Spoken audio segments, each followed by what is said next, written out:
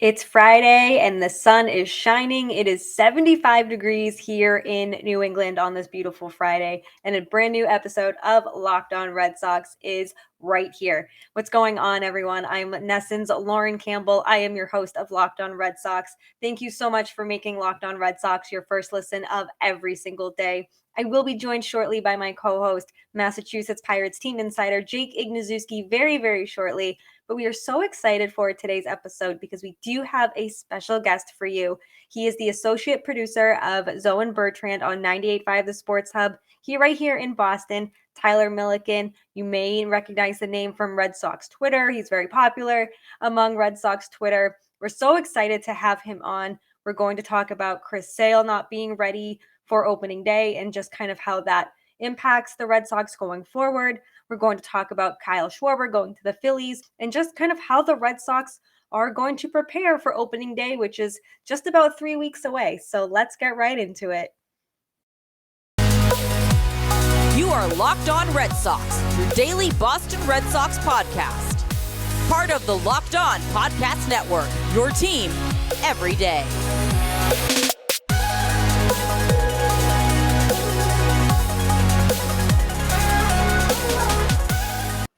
We are here with a very special guest, the associate producer for Zolak and Bertrand of 98.5 The Sports Hub, Tyler Milliken. So how are we doing today, Tyler? I'm good. A lot of people are kind of panicking, calling for me. Matt McCarthy's called me the leader of the Ibluminati. And, a lot of Chaim Bloom haters right now. So got some people on my back, but to be honest, I'm not really sweating it.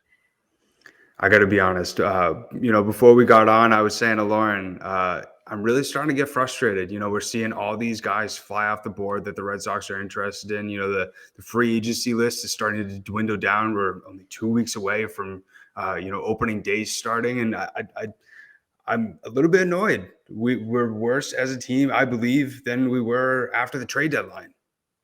Yeah, I don't think that's a crazy thing to say. You lose a bat like Kyle Schwarber, who from the time he landed with the Red Sox, he was a better hitter than Vlad Guerrero Jr. If you're looking at whatever it's OPS plus or just regular OPS, he was as clutch as you could ask for. And you lost some bullpen pieces along the way. We know Hansel Robles, a guy who gave you a 0 ERA in the month of September. Nobody would ever picture that. I was someone who sat and held Bloom accountable. I wanted a Ryan Tepera or, insert that name at the time. But I think what a lot of people are kind of getting lost in right now, and you don't have to look far to see how different things can go. We see the names flying off and whoever you want it to be, whether it is that Kyle Schwarber, Seiya Suzuki, who kind of ended up getting a lot more money than a lot of people anticipated. Like 5 years, 85. Let's be real. Projections when the offseason started were about 555. So we're talking about a 30 million jump there. And I consider myself one of the bigger Seiya Suzuki fans. That's a big jump for a guy you don't really know what he's going to do in the big leagues. And Kyle Schwarber, you look at the, salary he got, 4 years, 79. That's about JD Martinez money. It's not the same length. JD ended up being a little over 100 at 5, but that's serious for a guy who, between injuries, underperformance, he was non-tendered the previous year. And I like both of those guys. Those were my offseason plans. I wanted to bring a Schwarber back. I wanted to say a Suzuki, and I wanted to ship JD Martinez out. I was willing to look at that and send someone in the NL. But I think right now, if we're being realistic with a lot of things, look at what the Yankees did, bringing on the money with Josh Donaldson in a move like that. It takes one trade, and the Red Sox not only would be spending the money you're looking for and be over, the CBT or the first, base threshold. They're at 207 right now. 230 is right there. You bring on a certain contract or whoever it may be, it happens that quickly. So for someone like Chaim Bloom, who's really kind of made his mark so far with the Red Sox out of fleecing teams, he hasn't spent that money in terms of big contracts or whatever it may be. I think that narrative's pretty lame within itself, because if you apply context to any situation, there wasn't room for that the last 2 years. You had your core in place, dishing out, whoever, George Springer the previous year or whatever you kind of wanted to say. They weren't in that position. They weren't planning to go over the threshold because it was a bridge year. And ultimately, when it came to the deadline last year, you're not planning to go over simply for a reliever. So I gave them credit for staying under, even if it may not have given them the best addition. Right now, though, I do think they should at least be up to that 230 before the season starts. Do they have to go over it? I'm willing for them to wait until the trade deadline to do that. If you're a competitive spot at that point, then I think you should push over it.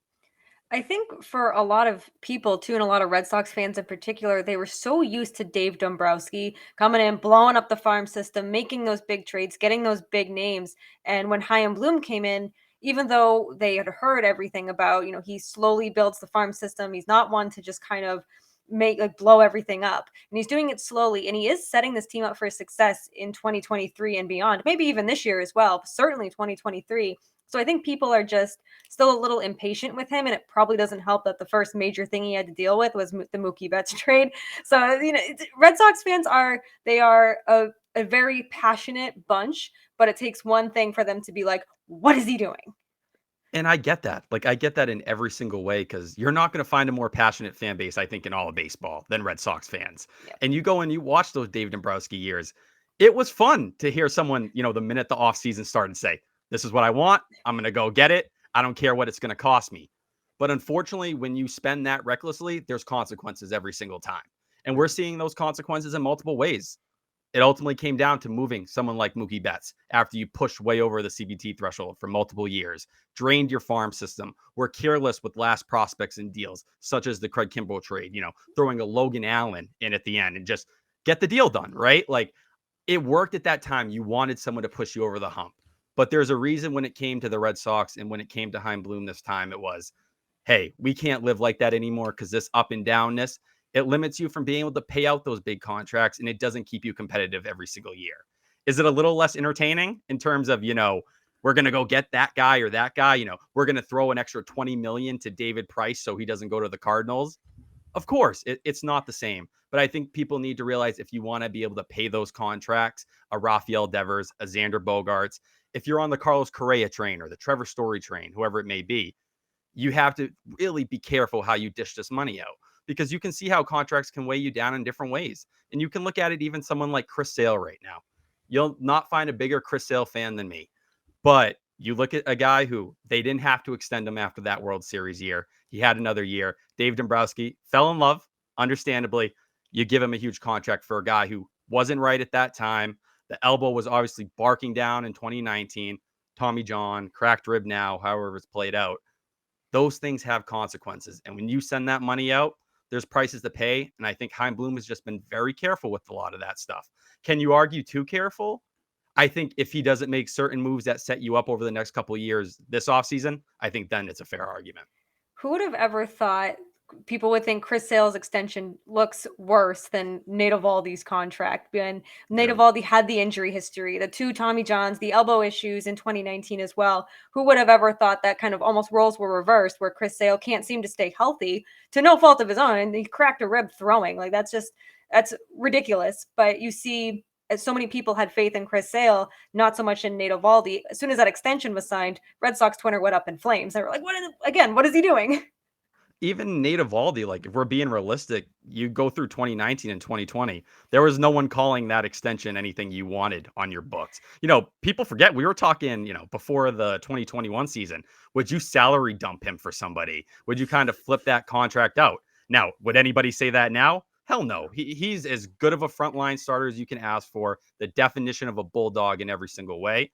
Now, when it comes to this different stuff, though, can you sit there and say, all right, well, you have Nate Eovaldi here. He's going to be a free agent in a year. Chris Sale, can you say he's going to be even an ace moving forward? That's a question. You can't say yes to that one way or another.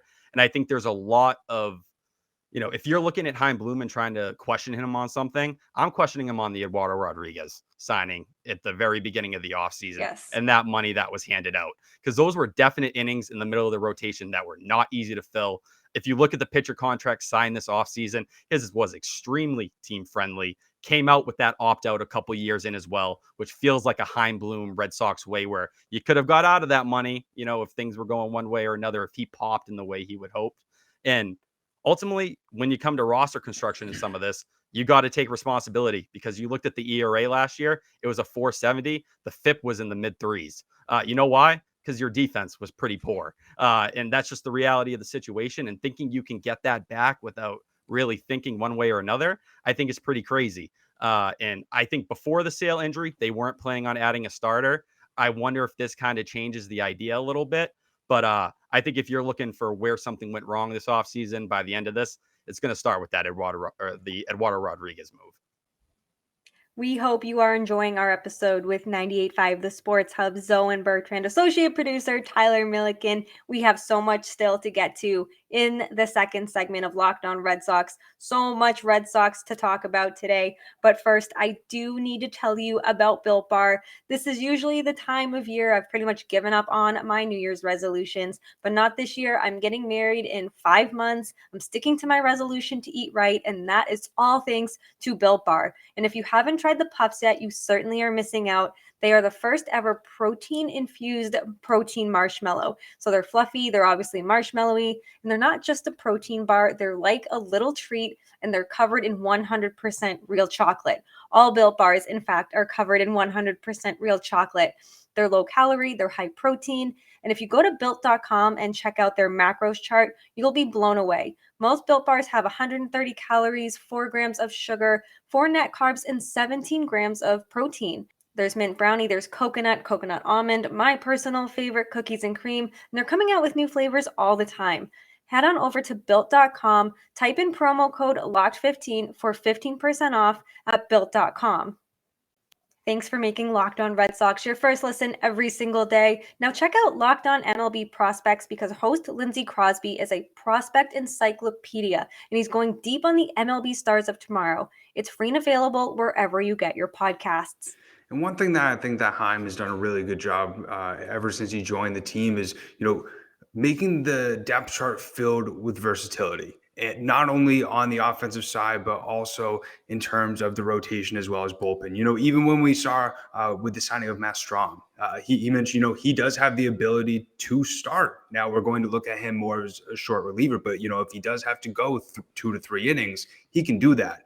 And he also mentioned when he did announce the Sale injury recently, that's one of the biggest reasons why we got a guy like Hill as well as Waka. And a lot of people forget, even myself, that we signed James Paxton, who we could potentially see in June.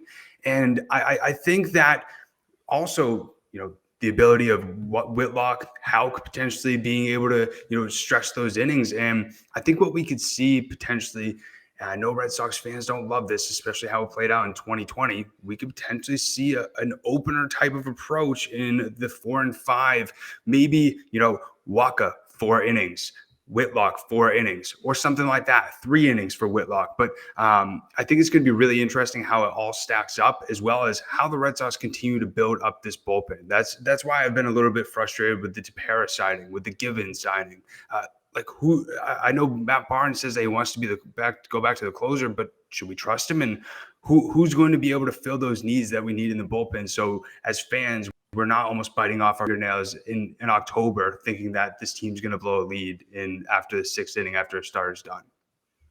I think that's where a lot of the pushback I come from not having those starters, because now you're starting to force, whether it's Tanner Houck or Garrett Whitlock, who I preferred to have in the bullpen to start the season. I was in that group. I know some people thought they should get a shot in the rotation one way or another.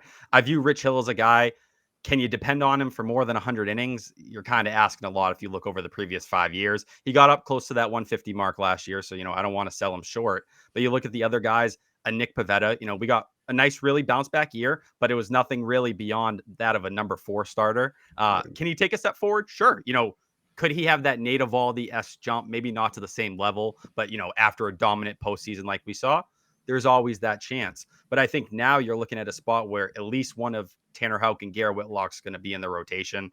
I'd lean Tanner Houck probably in that number 5 spot ultimately, but you're taking away from that bullpen, which, I'm okay letting Matt Barnes start the season in somewhat of a closer role if it resembles the beginning parts of last year, where, it's depending on the day, but for the most part, it's Matt Barnes. You can work with that. But at the ultimate, or if you look at last year where things ultimately broke down, the Red Sox bullpen was one of the best in all of baseball halfway through the year. You had Josh Taylor almost breaking Coach Uehara's scoreless appearance record. Matt Barnes was at the top of his game. Adam Ottavino was dominant in the first half. And then we saw, second half, 6 ERA. You burnt these guys out and you burnt them bad. And that goes to a lack of depth last year in the pen. It goes to starters last year beyond Nate Eovaldi just not going super deep into games.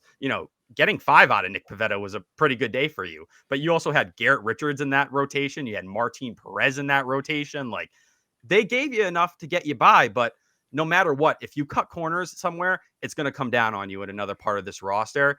And if you're expecting, we know Matt Barnes' history at this point. If you run him into the ground, he is going to collapse and he will not recover towards the end of the year. That's why I think, Iggy, I'm kind of with you there, man. You need someone else in this kind of back end of the bullpen area. Doesn't need to be a certified closer, but someone in that Ryan Tepera-esque role. And he was a guy I would have loved to see here.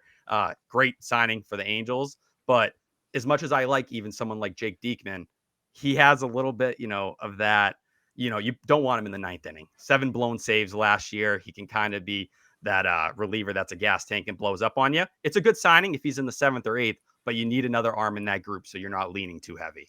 We've seen this so many times too with the Red Sox, and it's the bullpen. They've overworked their guys. And I was saying this once Erod signed with Detroit, that was a lot of innings that he gave. And it reminded me a few years ago of Rick Porcello, is he would go deep into games. He would eat innings. Did he always give you the best performance? No, but he gave you the innings and he let your bullpen rest, which I think is going to be missed this year with Erod, unless they sign another starter and bring somebody reliable and durable at the same time. But the bullpen, like you said, they got run into the ground and it's kind of already trending in that direction, which is not a good feeling going into the season after an ALCS appearance, 2 games away from the World Series. But if we're relying on the Ryan Braziers and Josh Taylor was fine last year, but Garrett Whitlock was fantastic. How is he going to bounce back? Or is he going to repeat that this year? Is he going to continue that dominance? What happens if everybody just kind of sucks in the beginning? There's not a lot of room for error. And again, that goes back to not really having a ton of depth.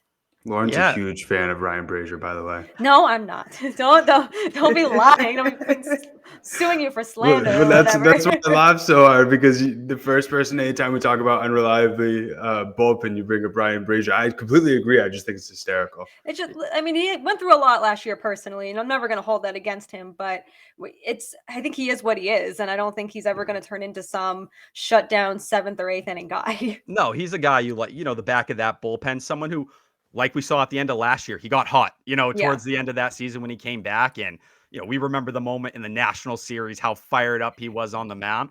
But even then, there was some hard contact there. We were all holding our breath as that was going on. But when it comes to the starting pitching, and like you said, replacing those Eduardo Rodriguez innings, I think that's something that really needs to be considered, because it just pushes everybody on the pitching staff back a notch. Tanner Houck, I like Tanner Houck. Am I convinced he can be more than a 4th starter right now? Not really. That 3rd pitch needs to come along. And there is some promising stuff. He worked out with Max Scherzer all offseason. You go back to the MLB draft. When you talked about a ceiling and obviously same alma mater and everything there, Max Scherzer was the guy. Now, are you saying he's going to become a Hall of Fame pitcher? You're pushing it, right? Let's not attach anything like that. But in terms of stuff and what it could, potentially reach, that was the highest comp for him. We'll see if it develops. But right now, he's not someone you want going through a lineup more than twice. And we saw it. And even in the playoffs, that Astro series, he went a long time without being used. And you know why? Because Alex Cora couldn't trust him in certain situations, whether it was command at times or just platoons. And that's a hard part for someone like Tanner Houck, where you're going to now ask him to hold the back of that rotation up when you have someone like Rich Hill, when you have someone like Michael Wacha, who can you really depend them, and Nick Pivetta, can you depend on them to go deep in games? You can't. We have one more segment to get to with Tyler Milliken today, and we are so excited to get to it. So much Red Sox talk, which has been such a refreshing since this lockout ended. Before we get into segment 3, let me tell you about BetOnline. It's that time of the year again, as college basketball's tournament is finally upon us. From all the latest odds, contests, and player props, BetOnline.net is the #1 source for all of your sports betting needs and info. BetOnline remains the best spot for all of your sports scores, podcasts, and news this season. And it's not just basketball. BetOnline is your continued source for all of your sporting wagering information needs, including live betting and your favorite Vegas casino games. Head to the website today or use your mobile device to learn more about the trends in action. BetOnline, where the game starts. And are you ready to discover your purpose and leave an impact wherever you go? Mission Possible, written and read by New York Times bestselling author and athlete Tim Tebow, encourages you to find your inspiration, pursue your purpose, and create a life for yourself that counts. Ignite a new spark in your life through this new inspirational listen. Mission Possible by Tim Tebow is available everywhere audiobooks are sold. Do you think there's a more urgency now on the Red Sox end? Like, do you think this is going to put something on Chaim Bloom's radar? Because Chris Sale's not going to be ready for opening day. He's not even going to be throwing for weeks, 6 to 8 weeks. And then, like you said, the bullpen, there's not the who else is going to start? Alex Cora called the rotation a work in progress after Eovaldi. It's not really what you want to hear. So do you think that there's more of an urgency now and Chaim Bloom's going to be like, all right, we need to sign someone reliable. Doesn't need to be a one or two guy, but he needs to be reliable. I think, unfortunately, if you look at the free agent market right now, the last pitcher that was really out there was Zach Greinke. I didn't want Zach Greinke here. I like Zach Greinke as a guy. I think he's washed. It's cool he's going back to KC, $13 million. Have fun, right? You know what I mean? That's probably what I had to pay for him not to retire. But if I'm the Red Sox, I thought you needed a starter beforehand. Now I'm looking at it, and this is kind of the idea I've been pushing forward on air a lot lately. A Will Myers trade makes a lot of sense to me. I think you take on that salary, you flex that financial muscle. It resembles the Jackie Bradley Jr. or the Adam Ottavino trade a little bit. And we know the Padres, pitching wise, over the last couple of years, they've really stockpiled arms. Now, some people say you take on Will Myers' contract, give me a prospect. I want something back. I think Mackenzie Gore might be pushing it, even though his stock has fallen a bit. But can you talk me into a Chris Paddock, someone who had a 5 ERA last year, but the FIP was below 4, someone who maybe with a couple tweaks, you can get him being a league average starter? I think that could go a long way for you. Push a Tanner Houck back into your bullpen, and you start to feel a lot better if Garrett Whitlock and Tanner Houck can be multi-inning relievers for you. And then you have that Matt Barnes, the Jake Diekman kind of, and Josh Taylor not being run down is a little bit more in that bullpen. You're at least in a decent spot. Would I tell you probably still need another arm? Yeah. But right now it feels like you're starting rotations thin and your bullpen's pretty thin as well. I actually don't mind that at all. The Will Myers idea. I've seen you tweeting about it. I didn't really realize that he only has, after this season, he only has one more year left on his contract, $20 million, both of those 2 years. And I don't mind it. I think the Chris Paddock addition is definitely really interesting. He's a very young guy. And I remember, especially in fantasy, he was one of the top guys in fantasy baseball 2 years ago when he first got called up. I think another team to look forward, who's really starting to, trade a lot of their players outside of the Reds is the Oakland A's. Maybe like a Sean Manaea, a Lou Trevino, to slot into that guy, like you mentioned, who could potentially be that offsetter for Matt Barnes in the closer role or setup guy. But I think Manaea is also another interesting name. This is his last season under contract. I think the Red Sox could potentially get him for cheap. And I think he could potentially slot into that number 3, number 4. I mean, he didn't pitch that bad last season with 3.91 ERA. But as you mentioned, the free agency market's starting to get a little bit thin. And we're also potentially looking at the Red Sox picking up another position player. As Lauren and I mentioned in our last episode, like Chaim Bloom, he never really said an outfielder. He said a right-handed position player. So who do you think they could potentially go after outside of a potential Will Myers? Yeah, I think if we're talking where the free agent market is right now, we know from what Bloom has said, he's kind of leaned right-handed based on how the Jackie Bradley Jr. trade kind of happened. Let's hit on the Trevor Story rumors, I guess, first. I don't think it's an awful idea. I think it's one of those things. It's going to have to be the right contract. It's going to be a creative contract, probably with the opt-out, somewhat of a pillow contract. I have a hard time believing anyone's going to give him anything of serious length, considering where his elbow's at. But I think Trevor Story is arguably maybe the most well-rounded shortstop in baseball. You're talking a 20 home run guy, 20 stolen base guy, great base runner, above average defensively. I know if you look at defensive run saves, he was still well above average last year, especially compared to Xander Bogaerts, who's just, whether you want to debate it or not, he's one of the worst defensive shortstops in baseball. It's just not an argument. You can look at any metric and it will tell you that. But, Trevor Story's defensive stuff did come down a little bit in terms of outs above average. He was about -7. But I think he's a guy you could get creative with. And for the right amount of money, especially on a shorter term deal, if you go a little higher in terms of, average annual value, can you convince him to play second, even though he's kind of pushed away from that so far? And you're giving yourself a little bit of protection as well with Xander Bogaerts in a year where, hey, we'll figure it out. But if we're being realistic, you have those two guys on a team and there's no other, Xander Bogaerts isn't in a contract year, Trevor Story would be the one playing shortstop, not Xander Bogaerts. You'd end up moving him just strictly because Trevor Story is a much better defensive shortstop than him. I don't think that's the only route. I think there's ways you can talk yourself into Michael Conforto, even though he's a lefty. I think one of the biggest issues with this lineup right now is, why did you see them struggle with consistency so much? They lacked OBP guys throughout the year. It's like JD Martinez can go up there and just start Kang. Xander Bogaerts at times last year, especially after the first couple months, he teetered off, as the season went along. And that's a hard thing to kind of put on yourself over the course of a season. Kyle Schwarber changed everything because he started drawing walks. He just get on base and start those rallies.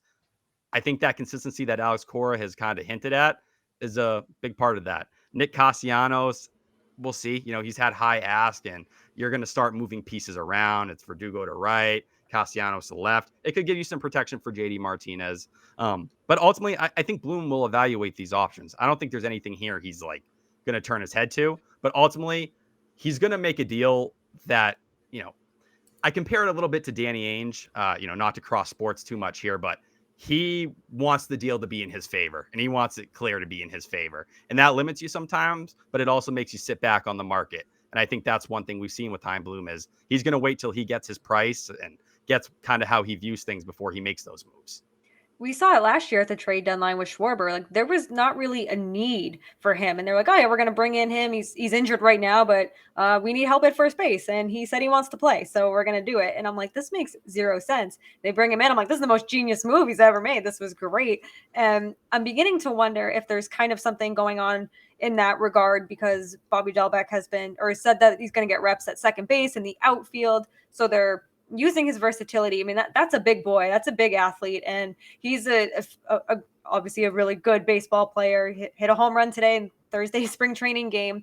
So I wonder, too, if he's kind of looking at Dalbec and maybe bringing Schwarber in, let that fire under him. So maybe it's like reverse psychology where they're like, hey, Dalbec, we're going to try you at second. We're going to try in the outfield to not only increase like his versatility, but trade chip or just giving the team more of a chance to win every game, especially if second base is going to be kind of a question mark going into the season with Kike Hernandez. If you're going to put him in the outfield, Christian Arroyo, he's not an everyday player, so you need someone there. 100% agree with you. And I think the Bobby Delbick stuff, it points in a lot of different directions. You increase that versatility, more teams will come calling. Tristan Cassis, is it a sign they think he might be ready a little quicker than expected? Or is it just like, we know he's coming up here, we know the echelon of prospect he is, let's start to kind of figure out a way where we can make this roster work for us? Sure. I think another thing, in terms of roster placement and everything, if you were to go get a Will Myers or whoever it may be to kind of slot into this team, I think Jackie Bradley Jr. is going to play a little bit more than most people anticipate. I don't think he'll play strictly a fourth outfielder role. And that's just from Chaim Bloom's comments. And I think a lot of people who look at JBJ last year, it was bad. There's no denying it. 34, OPS plus or whatever it was, horrendous. But before that year, he was about a 94 OPS, so 6% below league average. Not great, below average, but there's a reason he got that contract in the first place. I wouldn't be surprised if you see something of a platoon a little bit between Kike Hernandez, JBJ, and Arroyo, where, against lefty or against righties, JBJ's in center field, Kike Hernandez is at second. We know Christian Arroyo absolutely mashed lefties last year. So you kind of bring him in that spot. You can kick Kike back to center on those days and bounce it back and forth. That way you're also protecting Christian Arroyo, who the body just hasn't held up over a 162. But there's ways to make the roster work here. I think people who look at it and they're like, I don't see how they're going to make these pieces fit. There's avenues to do it. So I think before people start to jump down Chaim Bloom and say, this is failing, he doesn't know how to run a big market team, let things play out a little bit. There's still a lot of free agents that fit them that are still there. And a trade, like I said, a Josh Donaldson-esque style trade completely changes the entire picture for this offseason so quickly. And he's said there's moves coming. So let's see. You know what I mean? You can still make this roster work. And I think a lot of people don't give credit to how good this roster was before Kyle Schwarber got there last year. You're talking one of the better offenses in baseball, and that's with an Alex Verdugo who underperformed, if we're being realistic, just a lot closer to league average after 2020, where he was, one of the better players in baseball. It's pretty hard to deny, getting MVP votes. Christian Vasquez, who fell off the face of the earth last season, and Bobby Delbick, who was useless until August. And that's just the reality, defensively and offensively. At least at the very least this year, you can say you're going to get good defense out of him. At least something close to average, maybe a little better. But I don't think they're screwed in any way. Some people are saying they're automatically stuck in fourth. I think the Red Sox and Yankees are kind of in the same tier because the Yankees haven't accomplished what they wanted to. They were supposed to get athletic and faster. Did you really? You got Anthony Rizzo back at first. You got Josh Donaldson, who over the last 4 years, he's been on and off with health, and he's DH'd a ton because he can't stay healthy in that way. There's a lot of ways that Yankees lineup could easily kind of crumble. And you lost a Gary Sanchez and a Gio Urshela, who, hey, Isaiah kind of Fluff is good, right? He'll give you good defense. He can't hit a lick. And you gave up Gary Sanchez, who's not a good fielder, but he helped you, he was a good hitter for you somewhat. And that's for a lineup that's struggled to score runs last year. So, I think there's a lot to look at here without, it's not done. I know the Blue Jays are great and everything's going their way right now. And they could be that number one team in the division, if I had to place it. But people who are saying the Red Sox are in this bottomless pit, please breathe. It's not that. They don't know how to breathe. They're the Red Sox fans. They want moves that are going to make an impact. They want immediate moves. They're always in win now mode. Again, super passionate, but they just need to chill, because I've been on that tier 2 where I'm just like, why aren't they doing this? Why aren't they doing that? And being able to cover this team for the last 7 years, I'm like, oh, okay. Like I know how to chill now because I get it. Like it's going to be okay. They're still better than the Orioles. So yeah, there's different ways to spend money, and there's different ways to flex that financial muscle. It doesn't have to be just by handing out a contract to whoever.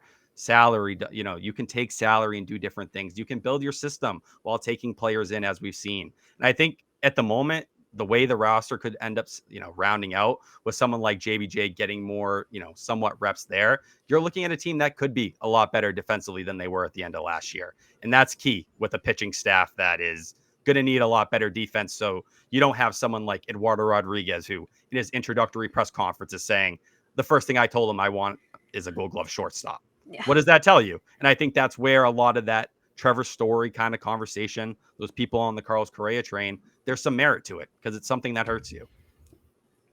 Yeah, I couldn't agree more. And, we saw obviously the Xander Bogaerts comments when he was asked about that. I am a shortstop, man. That's what he said. And I think really when I saw all those projections of the Red Sox in fourth, it really sort of made me flash back to last season. Nobody believed in this team, and pretty much the same thing, the same narrative that there was last year, lack of a big splash. And, as you mentioned, Heimblum's not done. This team is not fully constructed. Opening day is 2 weeks away. So I think there's a lot of moves that can be made. But last question for you, Tyler. I'm just curious to hear your thoughts on this. I have the Red Sox winning 88 to 83 games this season, to where this roster is right now, in my opinion. Where do you think that you would pinhole them in terms of the amount of wins? I think it's hard to put a number on it right now because there's just so many things that still need to come together here. You know what I mean? We're talking multiple position players, whether it's, a guy in the field who's going to be out there almost every day bench. I think there's another arm, whether it may be a bullpen arm or a starting rotation arm coming. If I were to put a projection on them right now, I'd probably put them in that like 85 to 88 win tier. But I think even then it's like a couple moves completely shifts that, you know what I mean? And it's one of those things. I don't think the Yankees are done either. They have blockages of their own with Luke Voigt and Gleyber Torres and DJ LeMahieu that they kind of have to figure out themselves. So I'd probably put them in that spot right now. And I'd say the Yankees are right there with you. So I think it's the Blue Jays and the Rays up top, maybe even the Blue Jays to a little bit of a higher tier. But yeah, you can definitely say the Yankees and the Red Sox have taken a little bit of a step back in terms of competition at the top of that division right now. It's definitely going to be interesting to see how it all works out. I don't know if you saw what the Vladimir Guerrero said today. Last year was a trailer. Get ready for the movie. Hopefully the Red Sox can bring back the home run cart, bring back that energy, bring back that swagger. And it's going to be really interesting to see how some of the younger guys really sort of develop. You brought up Alex Verdugo, something that I didn't really realize with him is last season was his first full season And I think he's got a lot of growth. I think Dalbec has a lot of growth. I don't think that Devers is fully in his prime, still very young. But as you mentioned, lots still to be done in terms of Heim Bloom, but really appreciate you taking the time today, Tyler. Where can people find you, support you, and hear all of your great Red Sox takes? Yeah, so if you want to see me on Twitter, where posting way too much, definitely blowing people's timelines up. But if you enjoy Red Sox content, I guess it's not too bad. It's at Tyler Milliken. The last name's Milliken, and then just an underscore. And I'm on Zoe and Bertrand. We're 10 to 2 every day at 98.5 The Sports Hub. They let me go off on my Red Sox tangents there, for better or for worse. If you want to hear people make fun of me, check out the 2 to 6 show, Felger and Maz. During baseball season, they'll do a segment or two kind of clowning me. But last year, check the scoreboard, who won. So we'll see what happens this year. We'll have a lot of fun with it. And especially with Maz giving crap to the whole Dalbec not being traded, them getting Anthony Rizzo. I think Carabas won that one. Yeah, and listen, to Maz, what he's doing right now going into the Red Sox booth, me and him don't agree on anything. And we'll be doing some stuff on the baseball hour this year, talking and going on each week. But props to Maz, who I don't agree with anything, but what he's doing is trailblazing to be in that booth as a guy who was just a journalist. For people, like Lauren, like you, like me, who work in media. We didn't play the game. That's a big deal to get in that booth and to be viewed in that light and break down the game. And props to him, because him doing that gives us whatever small percentage chance there is that we could be in a similar spot. Exactly. Hey, never say never. You know Exactly. what I mean? Everything happens for a reason. But really appreciate you taking the time today, my man. We definitely got to get you on again during the season. Yes. But lastly, go Sox. Thank you for spending your Friday with the Locked On Red Sox podcast. And thank you so much for making Locked On Red Sox your first listen of every single day. Rate, review, and subscribe to Locked On Red Sox right here on YouTube, Apple, Spotify, wherever you get your podcast. Follow Locked On Red Sox on Twitter at LO_Red Sox. Follow Jake at Jake Iggy and myself at Lauren, 3 Laws, Lauren with 4 R's. Be sure to check out all the other MLB shows across the Locked On network.